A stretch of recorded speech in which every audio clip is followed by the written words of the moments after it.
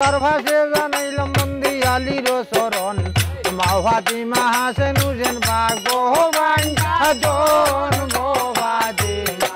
মাও বন্দি গো মাও শরণ গো ফাতিমা মাও বন্দি আরে এ সকলে ডাকি জন্মাওয়ালিয়ে ডাকেন না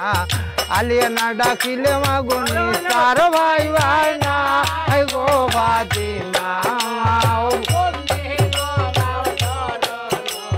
মার গো ফাতিমা মাও বন্দি আরে এই উত্তরে জানাইলাম বন্দি হিমালয় পর্বত